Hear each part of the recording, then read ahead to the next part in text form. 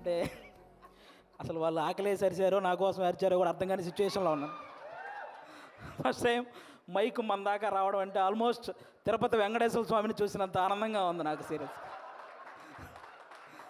నేను జబర్దస్త్ స్టేజ్ మీదకి రావడానికి కూడా చాలా తక్కువ టైం పట్టింది, కానీ ఈరోజు ఈ స్టేజ్ మీదకి రావడానికి నిజంగా చాలా ఎక్కువ టైం పట్టింది. ఒక టైంలో ఇలా అందరూ మాట్లాడుకుంటూ పోతే ఆగస్టు 9th వచ్చేస్తుందేమో అని సందేహం కూడా వచ్చింది, చిన్న సందేహం కూడా వచ్చింది నాకు నిజంగా. అసలు బేసిక్గా ఈ ఈవెంట్కి నేను ఇంకా కొంచెం ముందే రావాలి. దారిలోనే ఈ ఈవెంట్ చూసుకుంటూ వస్తున్నా, ఈలోపు వాడెవడో సుమగారికి లవ్ యూ చెప్పాడు. మాదాపూర్ వెళ్ళాల్సిన వాడిని అటు మణికొండ వెళ్ళి తిరిగి మళ్ళీ రివర్స్ అయ్యి వచ్చారు. ఎందుకంటే రాజీవ్ కనకాల గారే ధైర్యం చేయరు సుమగారికి చెప్పడానికి, అలాంటిది అతను ధైర్యం చేశాడు. అది సీరియస్గా సాహసం అనే చెప్పాలి అది. ఓకే, ఈ సినిమా నువ్వా వద్దు చాలు మళ్ళీ చెప్తావేంటి? ఓకే, ఈ సినిమాలో నేను చేయలేదు. ఈరోజు ఈ ఫంక్షన్కి రావడానికి ఒకే ఒక్క రీజన్, మా నాగబాబు గారి అమ్మాయి ప్రొడ్యూస్ చేసింది కాబట్టి ఈరోజు ఇక్కడికి రావడం జరిగింది అంతే. అంటే ఆయన తన తమ్ముడు కళ్యాణ్ గారి గురించి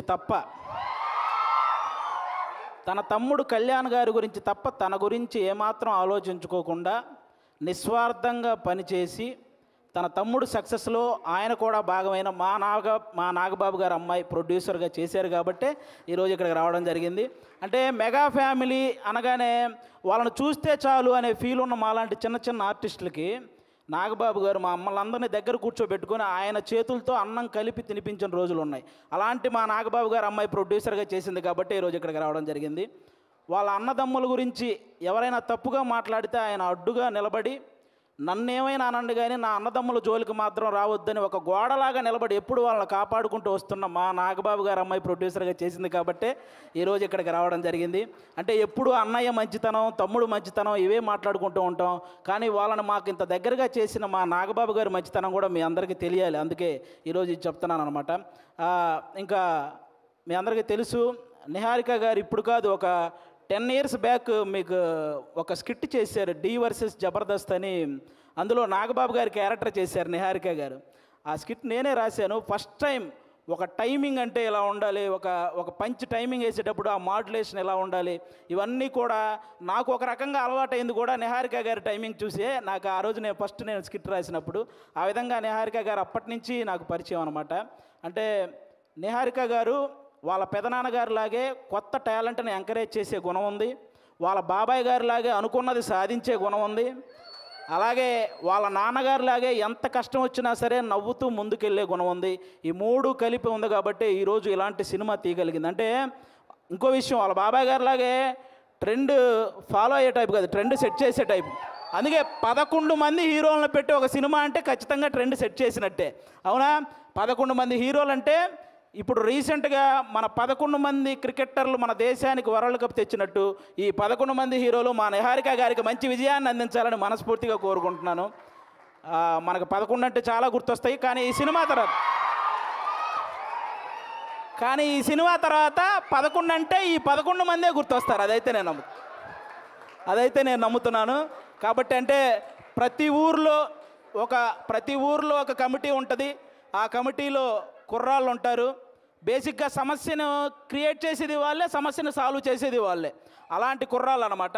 అలా ప్రతి ఊర్లో ఉంటారు కాబట్టి ఈ కమిటీ కుర్రాళ్ళంతా మీరంతా ఒక్కసారి మీ ఊరోళ్ళందరికీ కూడా ఈ కమిటీ కుర్రాళ్ళు సినిమా చూపించాలని మనస్ఫూర్తిగా కోరుకుంటున్నాను. ఎందుకంటే ట్రైలర్ చూస్తే అర్థమవుతుంది, మీరందరూ ఈ సినిమా చూసినప్పుడు మేము కూడా ఇలా చేసేవాళ్ళం కదా అని గుర్తు చేసే క్యారెక్టర్లు ఉన్నాయి, మేము ఇలా ఎందుకు చేసాం అని ఆలోచింపజేసే క్యారెక్టర్లు ఉన్నాయి, ఇక నుంచి ఇలా చేద్దాం అని అనుసరించే క్యారెక్టర్లు కూడా ఉన్నాయి అనిపిస్తుంది ఈ సినిమాలో.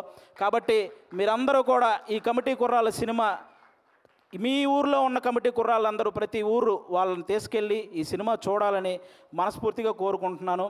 అలాగే ఈరోజు ఇక్కడికి ఈ సినిమాని ఆశీర్వదించడానికి వచ్చిన మన ముగ్గురు గెస్ట్ల హీరోలు, అంటే వాళ్ళు కథ నేను సెలెక్ట్ చేసుకోవటం కాదు, కథ నన్ను సెలెక్ట్ చేసుకోవాలి అని ఫీల్ అయ్యే ముగ్గురు గెస్టులు ఇక్కడ ఉన్నారు మనకి. వాళ్ళ ముగ్గురు వైవిధ్యమైన సినిమాలు చేస్తూ వస్తున్నారు. ఇక్కడ అడవిశేష్ గారు అయితే మామూలుగా ఎవరైనా సీట్లో కూర్చొని చూసే సినిమాలు, ఈయన సీట్ ఎడ్జ్లో కూర్చొని చూసే సినిమాలు చేస్తుంటాడు. అంటే మొత్తం అన్ని ట్విస్టులు ఉంటాయి ఆయన ఏ సినిమా చేసినా. ఆయన ఇండస్ట్రీకి వచ్చినప్పుడు కొత్తలో ఆయన నేర్చుకుంది ఏంటంటే నా బాడీ లాంగ్వేజ్ ఎలాంటి సినిమాలు చేయకూడదో తెలుసుకున్నాడు ఫస్ట్ ఆయన. ఆ తర్వాత ఆయన చేసిన సినిమాలన్నీ ఎలాంటి ట్రెండ్ సృష్టించాయో మీ అందరికీ తెలుసు. అక్షానం కానీ, గూఢాచారి, ఎవరు, మేజర్, ఇలా చెప్పుకుంటూ పోతే అన్ని అంటే ఆయన సినిమాలకు ఒక సపరేట్ ఫ్యాన్ బేస్ ఉంది. ఇంకా మా సాయి ధర్మ తేజ్ గారు మామూలుగా ఎవరైనా పేరులో ఇంటి పేరు పెట్టుకుంటారు, కొంతమంది క్యాస్ట్ పేరు పెట్టుకుంటారు, కొంతమంది నాన్నగారి పేరు పెట్టుకుంటారు. కానీ ఫస్ట్ టైం పేరులో అమ్మగారి పేరు పెట్టుకొని ప్రతి ఒక్కరూ వాళ్ళ అమ్మని అంతలా గౌరవించాలి అని మనందరికీ ఒక సంకేతాన్ని ఇచ్చినటువంటి హీరో మన సాయి ధర్మ తేజ్ గారు. అంతేకాదు రీసెంట్గా ఒక ఓల్డ్ ఆర్టిస్ట్ మన పావలా శ్యామల గారు ఇబ్బందుల్లో ఉంటే ఆవిడకి 5 లక్షల సహాయం చేశారు మన సాయి ధర్మ తేజ్ గారు. అంటే సంపాదించే శక్తి దేవుడు అందరికీ ఇస్తాడు, కానీ సహాయం చేసే మనసు కొంతమందికే ఇస్తాడు. అందులో మన సాయి ధర్మ తేజ్ గారు కూడా ఉండడం నిజంగా మనందరి అదృష్టం. అంతేకాకుండా రీసెంట్గానే అంటే తండ్రికి కూతురికి కూడా తప్పుడు సంకేతాలు చూపిస్తూ చేసిన ఒక వీడియో మీద మొట్టమొదట స్పందించిన హీరో మన సాయి ధర్మ తేజ్. ఈరోజు సోషల్ మీడియాలో ఈ అమ్మల్ని తిట్టేవాళ్ళు, అక్కల్ని తిట్టేవాళ్ళు తగ్గుతూ వస్తున్నారంటే దానికి రీజన్ మన సాయి ధర్మ తేజ్ గారు తీసుకున్న ఆ రోజు డెసిషన్ అనమాట. అలా ఆ సాయి ధర్మ తేజ్ గారు కానీ ఇంకా మా వరుణ్ తేజ్ గారు, మా నాగబాబు గారు అబ్బాయి. అంటే నేను తొలి ప్రేమ సినిమా ఫస్ట్ నాకు తొలి ప్రేమ సినిమా ద్వారానే సినిమాల్లో ఒక సక్సెస్ వచ్చింది. అది తీసిన డైరెక్టర్ కూడా ఇక్కడే ఉన్నారు, వెంకటేశ్వరి గారు. అంటే ఆయన కూడా మెగా ఫ్యామిలీ నుంచి వచ్చిన ఒక హీరో అన్న గర్వం ఎక్కడా ఉండదు మా వరుణ్ తేజ్ గారికి.